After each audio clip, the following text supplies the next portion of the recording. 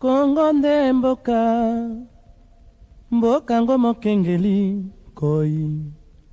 mboka ngo mokengeli léopard.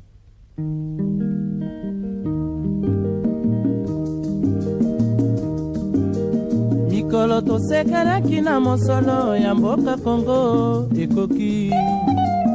tofungwani misolelo tomoni bozoba nyonso tosali po ya kobongisa Kongo aveni. Ebongi tosala moto nyonso ata. Bonjour Balandi ya magazine Bolingo ya Congo. En tout cas tozali na esengo ya koyeba ete bozali vraiment ebele liboso ya bitando eke na bino po ya kolanda bana mboka, kolanda magazine na bino obosepelaka lango mingi Bolingo ya Congo. Ndenge boyebi toujours magazine Bolingo ya Congo ezali magazine oyo elobelaka mingi penza mambima ematali politique na tina ya koyeba lolenge nini makambo eza kotambola na etuka na esika na bayi mboka bao bazokamba ekolo po politique nde yango esimbi masolo ya mboka. Batu baolela baolia te, bazolata malamu te, bazovanda malamu te, mbongo ezomata, dollar ezaka komata. Awa pe awa toza na makambo ya pandémie, bana baokende classe te, nyonso tu wana baye basimbi masolo ezali bayi politique. Talatina wapi tokosala émission oyo na kozala ngai moko te, nazali na mopanzi sango mosusu oyo boyebi malamu mingi penza ebele kati na bino boyebi ye Roland Bulambo na ye elongo nde penza nde tokokumbela masolo oyo ya politique. Pona yango nazali na esengo ya koyamba pona bino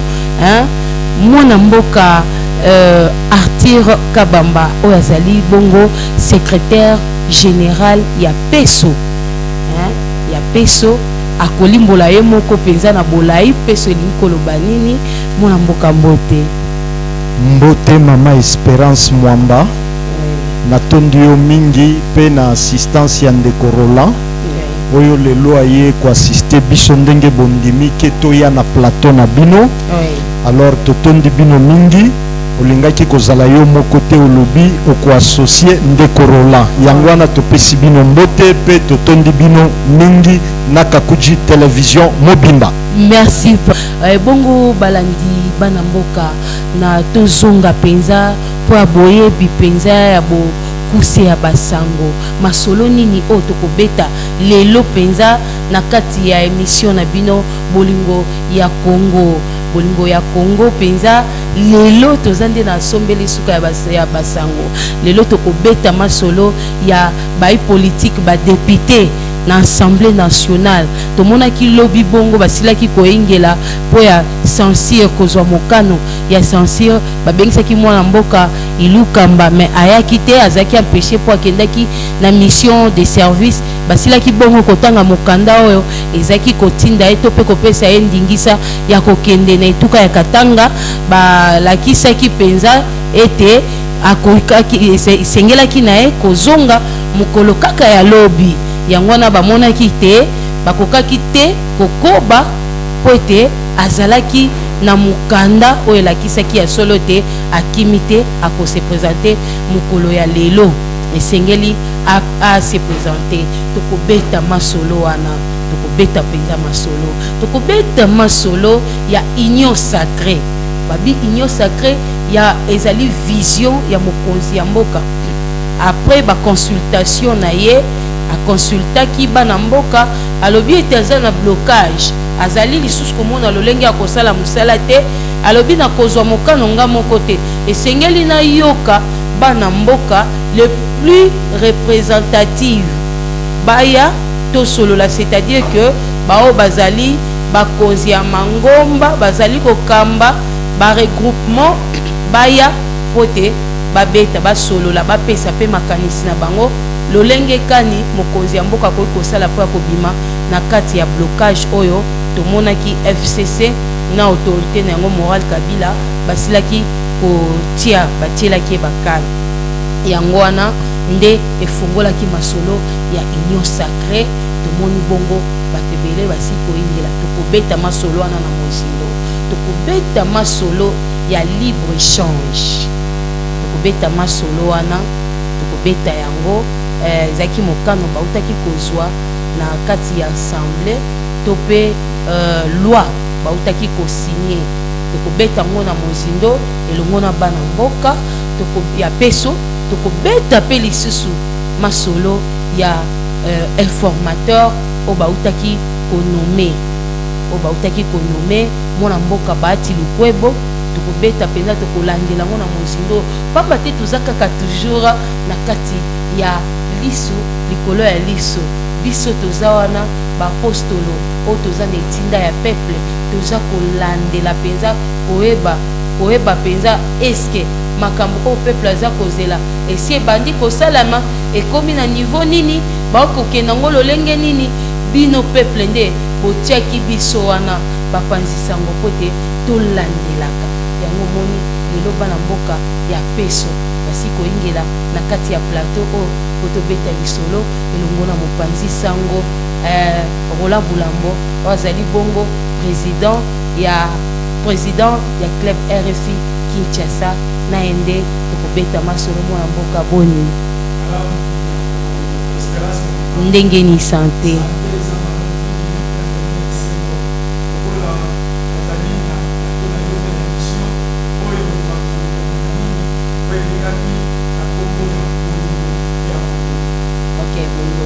ya Congo tozobanda na mwana mboka Artir yebisa biso nanu peso na boyeki nga na limbola yango omoni eloko ebongaka mokolo likambo ye moko alobela ngo ebi na chiluba balobaka mwena bwalu abwakula ye akaenda c'est-à-dire que mokolo likambo ebongi malamu ye moko asala nini alobela yango alors tozokende TV eza mpenza likambo ya ntango kende na biso mpenza na mwa minute ya moke me limbola mpenza peso eza nini totondi yo mingi mama Espérance po ete kolo likambo esengeli alobela likambo na ye moto oyo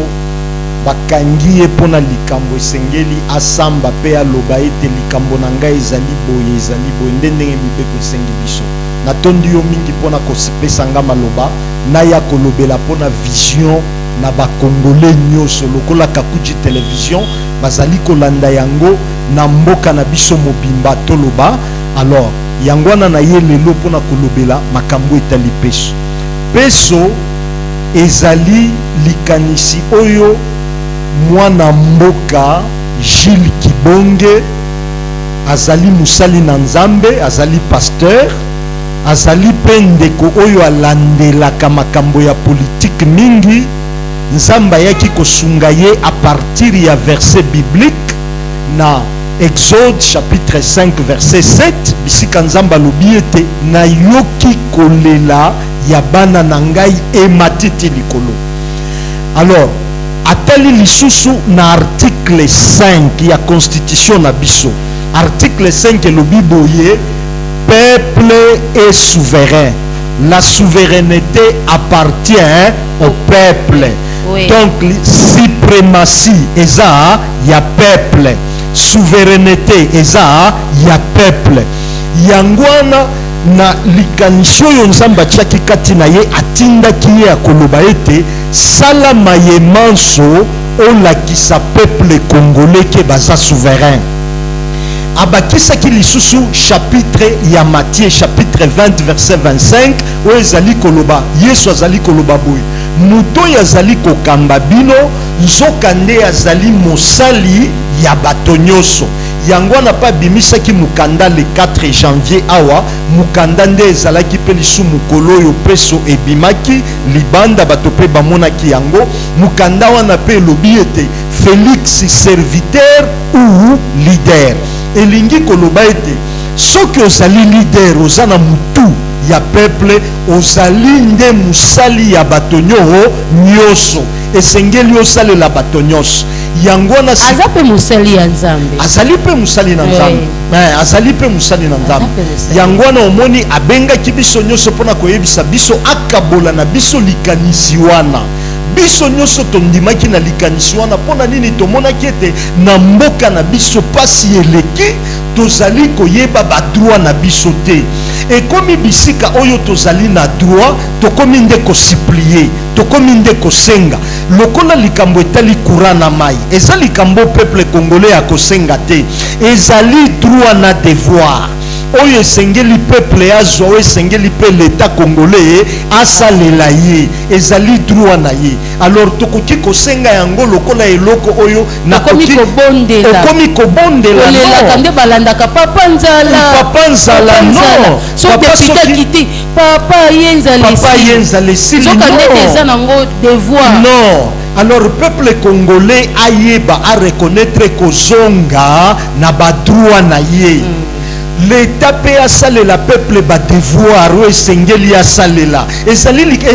réciproque alors yango na sikoyo peso elingi koloba peuple souverain na mukuse peso elingi koloba ke peuple est souverain la suprématie la souveraineté appartient au peuple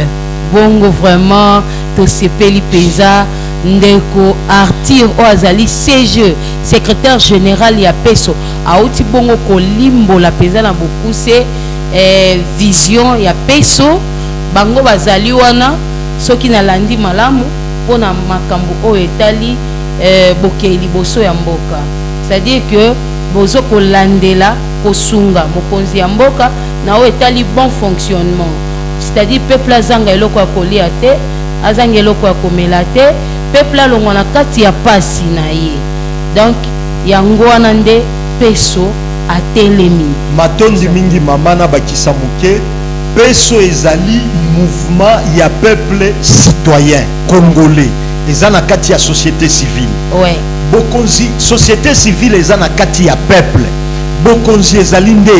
ya peuple yango wana sikoyo peso azali kozwa makoki wana pona koakompanye pe peuple na gouvernement en place ndenge biso ba africain tolobaka te mutoyo abali mama nde papa na ngai pour le moment mokonzi oyo azali reconnu na cour constitutionnelle ezali ndeko Antoine Félix Tshisekedi Tshilombo lokola azali na projet ya société lokola azali na plan na ye azali pe na mandat ya 5 ans pour le moment topesi ye makoki tozali pe koakompanye ye pona kotalama ye manso akosala kasi to peuple bakosambisa ye après 5 ans peut asi asali 2 ans atikali na 3 ans maintenant tokosambisa ye tozali kotanga na misapi ndenge bakoko na biso balakisaki biso tozali kotanga événement par événement action par action tango tokokoma na 2023 tokotalisa ete mwana mboka bilana yo ezalaki boye peuple a jugé au continuer toro otikala ok en tout cas to sepeli mingi mais moi motuna ya mokie hein ko biso musana biso ezape moi songi na koluka koyeba makambo ofele nani azasima bino oyo azasima na biso ezali kaka peuple pona nini tozali mouvement ya ba citoyen pe ya société civile oyo babengi société civile biso nde tovandaka na kati na peuple mama epai na ngai nazali mai ezali kobima te courant ezali te wana wapi ngai navandi na bumbu biso na bumbu tozali komela mai ya mabulu tozali komela mai ya mbula sikoyo mama okoyebisa ngai ke pasi wana nazomona ngo te okoyebisa ngai ke Kongo eza ya nani to bino bato asongi bolakisa biso kolo Kongo soki biso tozali bapaya toto biso toziyaki kodefa mboka oyo bolakisa biso po toyeba kolo mboka ezali nani pondeko Félix soki azwi zomi esengeli ayeba akokabola na peuple boni eza te yo ozwi zomi biso toyebi te biso totikali kaka bongo non yango wana peso musala na ye ezali ya koyeba makambo nyonso oyo bakonzi yango soki tosali te toko mboka na biso tokotikela yango bana na biso bakotikala na nini ezali héritage oyo tokotika na bana na biso yango na peuple atelemi mpona korevendike droit na ye koloba ete d'après tout naza congolais. Mama nalobelo likambo moko soki otangi na kati na mukanda ya Samuel na Bible ngape nazali pasteur nazali musali na merci beaucoup mama nazali musali na nzambe soki otangi livre ya Samuel okoyoka ezali mukanda oyo nzambe azalaki koluka ko négocier voix entre peuple na ba dirigeant bayeba ko définir voix bayeba ko définir mungongo ya nzambe. Alors au début nzambe azalaki koloba na Samuel ma bandaki ko comprendre voix ya nzambe te yango na Jules Kibonge a comprendre sikoyo voix oyo nzambe alobeli ye soki otangi Moïse na Exode chapitre 3 okoyoka ete nzambe abengaki Moïse na nzela ya mungongo yango na nzambe azali kotalisa soki peuple ya gangi abandi koloba directement nzambe ayokaka. Ok nakanisa mukolo mususu tokokota penza bongo tokokundola nyonso oyo penza eva na kati ya peso mpona moni peso azala makambo ezali ebele kosila na ngonga oyo te ngonga ezali moke ezali kaka juste kaka mwa ligne ya mokie introduction mpo bato balandi oyo baza kotala biso sikoyo balandi ya kakudi télévision mpe bafan baoyo balingaka bolingo ya Congo comprendre au moins peso eza nini mais tokende sikoyo lelo tobaki tozokenda na mokuse balakisi biso ngonga na biso esili vraimen kokita makasi tozokende kolobela likambo ya union sacrée mwana mboka Arthur Kabamba. Union sacrée tomonaki mokonzi ya mboka apesaki mbela na baimboka nyonso tu alobi awa ngai na zwi blocage FCC na okoka kotravaille na bango te nabengi bao nyonso tu baza na makanisi ya kopesa ngai boya tokutana yango nde bimisaki ezaki fungola ya union sacrée tomoni mpe ebele basi koyingela mpona bino peso makanisi nini oyo boza nango par rapport a bato bazokoya koyingela pe na lolenge oyo yango ezokende matondi mingi mama Espérance peso mouvement ya peuple peso oyo azali na kati ya peuple pa azali kovivre na peuple tozalaka na slogan na biso moko elobaka boye vois quelque chose dis quelque chose et fais quelque chose. Bakongole bamonaki makambo nyonso ndenge mokonzi ya mboka bandaki kosouffrir basi bakundaki mapapu na ye po apumbwa te biso bakongole tozali déjà na 60 ans d'âge oyo tozwaki liberté comme indépendant tokoli mama tala suki ya pembe yango ebimi tokoli sikoyo tozali kokola tobotami na kati ya pasi tozali kokola na pasi tokufa lisusu na pasi yango na peso alobaki te ayokaki mbela ya mokonzi ya mboka peso ayokaki amonaki pe peso alobi cette fois-ci je vais agir na kosala yango na tolobaka vois quelque chose dis quelque chose et fais quelque chose yango biso sikoyo lelo toye koloba sikoyo na mikolo ezali koya tokobengisa yo mpona kokita na terrain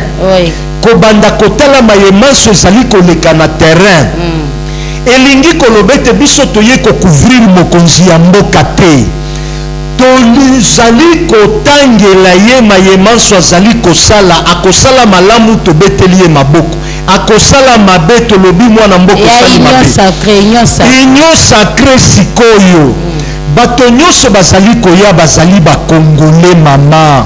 bazali bana mboka tokoki kokata matiti na makolo na bango te yo lelo ozali na plateau est-ce que okokende kovote voix na parlement non okovote te banani bako voter voix eza kaka bangoika sanjo baye na union sacrée ezali kaka bamoindo nzangi baye na union sacrée sikoyo kolo vision ndenge bino lobi tango amonaka vision nzamba ayebisaki alobi écrit couramment selon na livre ya Habakuk akokoma vision akotia ba règlement intérieur na peso akodéterminer pe kodéfinir mutu atazalaki moyibi soki aye akuti mibeko nde kokamba ye pe mutu donc shona yo lingi basala mibeko ya union sacrée je suis d'accord basala mibeko ya union sacrée pona mutu nyonso akoya koadere po union sacrée ezali mouvement ezali vision ya bakongole nyonso ezali na discrimination te tozali na mutu ya koboya te na mutu ya kozwa te ezali vision ya chef de l'état mais ezali polele pona bakongole nyonso ezali vision ya mokonzi ya mboka na article 69 oyo elobi azali arbitre soki amoni makambo ezali kotambola malamu te azali na plein droit ya koki kotia milongo mpe mibeko nde ajugeki bo nasengisa kongole nyonso na union sacré sikoyo na appui ya peuple na article 5 yango na sikonga na suka nazali kobengisa mokonzi ya mboka asalaki consultation individuelle etikali sikoyo consultation populaire pona nini consultation populaire po ekosauve ye Congo eza na matusu ebele oyo ezali kotanga ayebi te bisika nini akobanda pe bisika nini akosukela po soki emeki kobanda awa akei koeshue peuple nda kosambisa ye mais soki azwi approbation ya peuple selon article 5 azwi article 69 na article 5 ya constitution abengisi peuple a témoin asali consultation populaire alobi peuple na ye epa na bino bolakisanga bisika oyo nga na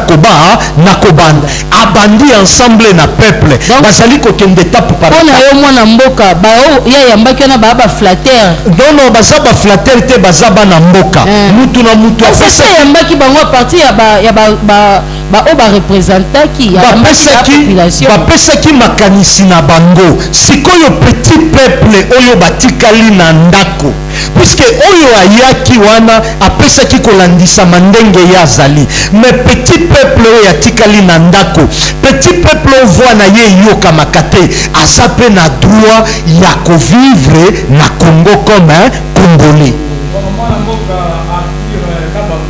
Tomoni ke union sacrée babaye ebele nao bazalaki na FCC baye pe bakomi ebele koleka bao bayaki liboso lokola ndeko Moïse Katumbi na ndeko Bemba tomoni ke yiki ekoti ekomi kowela eboko omala kozwa poste premier ministre ngana kozwa boye mpona oyo lobi nini na baoyo baza koya mpona kowela poste to eboko mokonzi ya mboka azali tata na tango akala na bakoko na biso babandaki kobenga ye liso ya nzambe pe monoko ya nzambe soki tozongi na makomi okoyoka peuple basengaki nzambe lukila biso mokonzi oyo akojoue intermédiaire entre yo na biso nzambe atia barepresentant na mokili mobimba pe na mabele mobimba mokonzi ya mboka azali representant ya peuple auprès ya nzambe alors maintenant mokonzi ya mboka azali tata ayambaka bana ya lolenge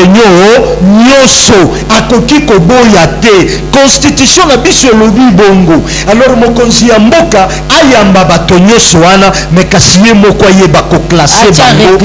ayeba korekadre bango tata nyonso na kati na ndako ayebaka mwana oyo ayokaka nzala mingi oyo alelaka mingi oyo aliaka mingi oyo azaka pe lokoso oyo abundaka oyo pe ayibaka ayebi bango ayebi pe bakulina oyo balati cravate ayebi bango nyonso mokonzi ya mboka sikoyo c'est à lui maintenant de donner de l'ordre.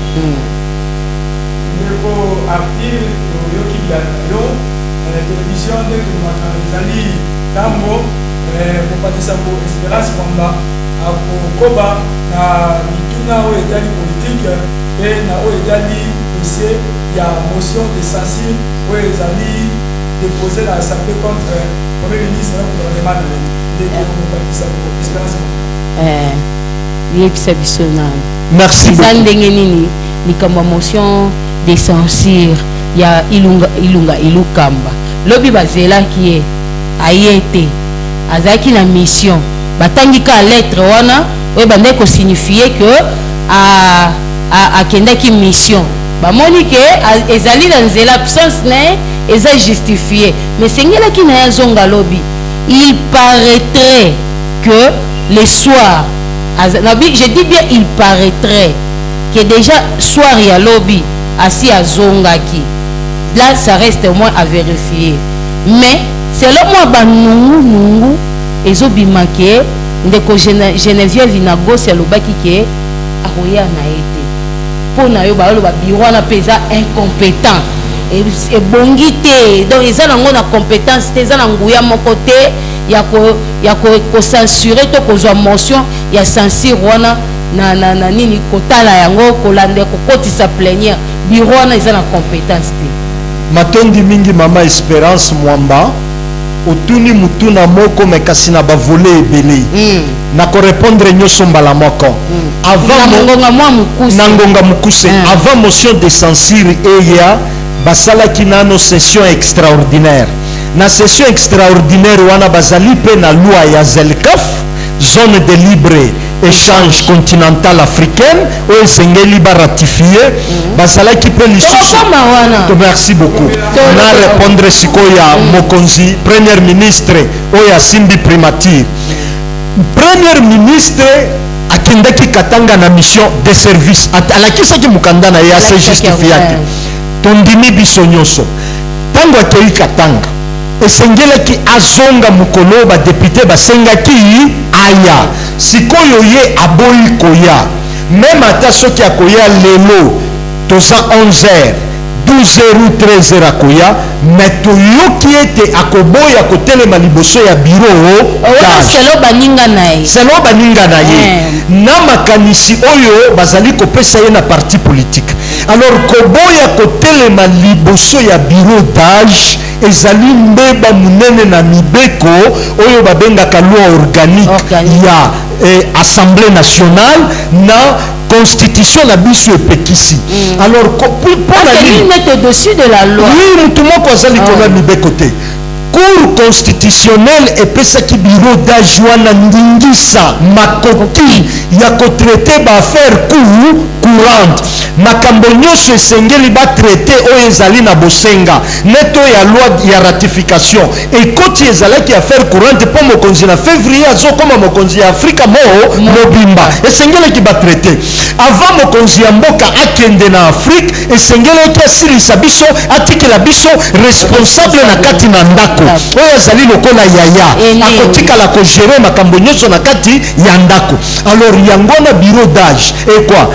bureau d'âge esengaki elobi bafundi yo na makambo ebele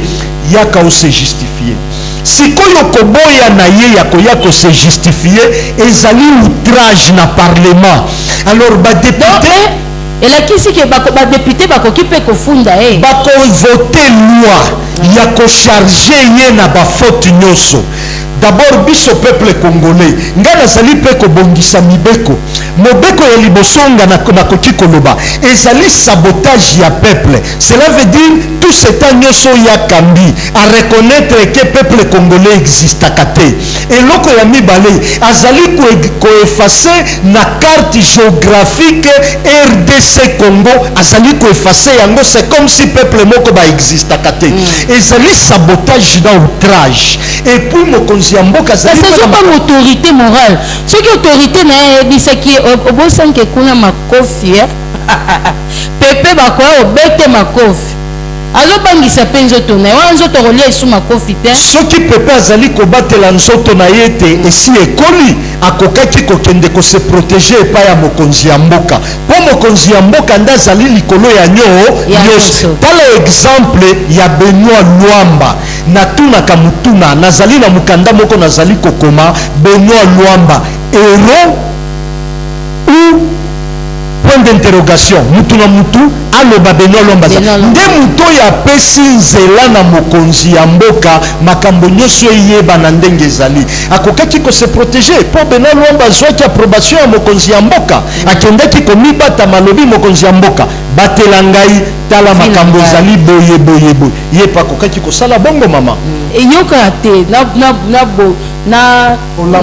lamba lisusu mwa place wana parce que yo tolobi yo mais yo lati elongi ya peso siko toyeba siko bino lokola peso na lingomba ya peso mpona bino bomoni bolobi nini parce que eza mobeko moko ya monene ezo engagé Congo donc ezo engagé yo na ngai mama matondi mingi mama Espérance biso peso toyebaki mibeko wana te po ete ezali makambo esalamaka libanda esalamaki na Addis Abeba Afrique du Sud na bamboka mosusu alors yango wana tina ya mokonzi ya mboka bitambola oyo abandaki kotambola wana akei kokutana na makambo mosusu ya kitoko ya sika libanda tango bato bakanisaka ke kotambola ya mokonzi ya mboka ezalaki inutilement nzoka bandaki kokende kobeta baporte mpe kokende koyoka ndenge bamboka mosusu ezali kobongisa ndenge bato mosusu bazali koevolue koavance alors yango nakendaki koyoka mpe komona tango ayoki amoni aye kozonga nango mbangu na kati na mboka na biso abengi badepute bakeli mibeko alobi likambo moko ezali koleka na Afrique babengi yango ZLECAf zone de libre échange continental africaine alors botanga accord wana boyebisa ngai elobi nini mpe ntina nango ezali nini ekosalisa biso na nini yango wana badepute bamonaki ezalaki malamu plus de 300 députés bavotaki yango tango plus de 300 députés bavote yango ezali na mwa ndambo bazali koboya alors tina ya ZLECAf ezali nini ezali marché libre ezali bato bakofuta douane te et puis eloko ya mibale ekosunga ekonomi na biso ekomata ekosalisa monde mobimba ekokoma village planétaire elingi koloba boye par exemple base oyo bazali kosala lelo na Benin yo na kabeyaka mwanga kuna epa na bino okolata yango kaka na même prix malgré bamwa transport déplacement biloko mike mais okolata yango biso mpe mafuta ya mbila oyo tozali kosala tozala bakakao tozala mafuta mbila tozala caoutchouc tozala biloko ebele alors biloko nyonso wana ekotinda lisusu mokonzi ya mboka batya yango noki toza mpe na masango oyo ezali kuna na kanyama sese na oyo eza na kimpese baloni masango ebele mutu aza na Gabon akolia voilà bato oyo bakoya omoni ndenge bakoko na biso babandaki kosala bazalaki na wenze oyo bisika bato nyonso babandaki kokutana babandaki kobenga yango troc nde eloko elingi kosalema yo oye na mbala oye na madesu oye na lengalenga oye na pondu oyo pa ye na madesu aye tosali échange mutu na mutu azwi eloko kolandisama na posa na ye eloko oyo nga nazalaka nango te kozala malamu nakende nango nde oyo babengi sikoyo bandeko oyo baboyi kovote loi wana ezali la plupart ya badepute oyo bavotami na est mpona nini bamoni ete Rwanda pa aza na kati mpo mutu asinyaki accord oyo eza Kagame na 2018 à l'époque na ye azalaki président ndeko Félix mpe na février baloi nyonso na baaccord nyonso bakosala na union africaine ye mpe akopose signature na ye comme président yango na bandeko ebele bazali kobanga balobi ete lokola mpe Rwanda aza na kati bakobanda kokota na bakisa mo eloko moko omoni mpona nini biso bakongole tobangaka rwandais soki aye pano aza mopaya mabe biso tokendaka mpe tozongaka ata mokolo moko te congolais atikala koanvie azwa ata quartier moko ya Rwanda ekoma mabele na ye me mabe ya Rwanda mopaya mo mabe soki akoti opesi ye kaka ki kota na chambre na lala lelo a partir ya lelo chambre ne komi ya ye moko boko teka lopango ye paza na pourcentage ne alobi chambre ne za ya ye mayebi te ke balalisaki na chambre ba visiteur mapesi ko rwandais yangwana mama soki bino bozali kobanga ba rwandais biso congolais tozali ebele koleka bango tozali pe na mboka munene koleka bango Rwanda ezali mwa mboka muke na maboko na biso tokoki kosimba yango na maboko boye pe na mukolomo moko alors Rwanda ezali tokoki kobanga bango te le problème c'est quoi guerre eza na est ezali guerre asymétrique oyo mélanger na ba étranger bazali kozwa nzela po biso moko bakolomboka tosali nini topesi bango bana mboka bazali na rapport mapping malgré cité bakombo ya bato te mais ba mouvement Roger Lumbala yo wana bakangi esi bakangi makambo ya Rwanda tribunal bakangi na makambo ya Rwanda te rapport bazalaki oyebi événement oyo elekaki na est effacer les tableaux azalaki na kati mama na ye eza makambo ya M23 kasi guerre nyonso oyo basalaki mpona koboma peuple kobotola peuple nyonso basalaki mpona kofaire souffrir yango na bakosambisa bango mama. Ok, ça va. En tout cas vraiment tokomi vraiment na suka yango na bazalaki penda kosambisa bango tokomi vraiment na suka liloba ya suka na quelques secondes okoko na vision pe sur la caméra ya mboka lolenge kani bakolinga mboka peso elonya akokiko en un seul mot matondi mingi peso ezali liso ya peuple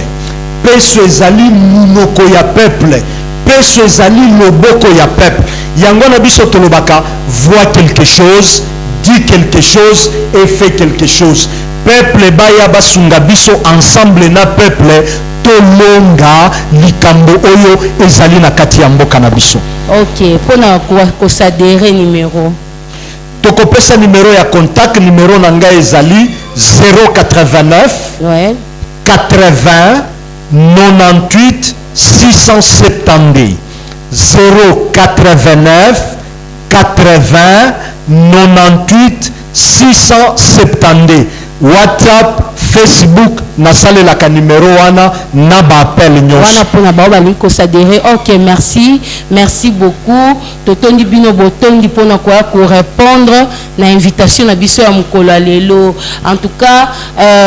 balandi nyonso tu ya bolingo ya Congo tozalaki penza na esengo penza ya ko zala na bino ya kolanda ndenge bolandi émission oyo. En tout cas tokomi na suka ya numéro ya lelo na kanisa tokomona na mbala oyo ezolanda. Surtout restez branchés au programme de Kakudi télévision parce que ezali chaîne moko oyo ezali ya restauration na kobosa na te na suka kopesa merci na équipe technique nyonso tu oyo et salaki kie bomona biso boyamba biso na kati ya bandako na bino eza pona makasi ya cordon excellent na biso yende penza apesaki makasi na ye na magie na ye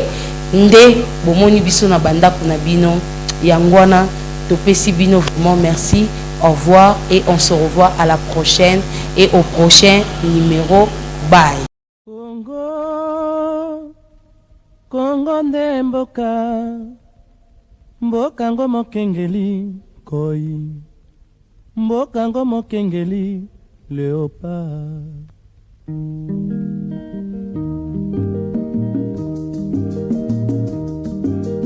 mikolo tosekanaki na mosolo ya mboka Kongo ekoki tofungwani misolelo tomoni bozoba nyonso tosali po ya kobongisa Kongo avenir ebongi tosala moto nyonso ata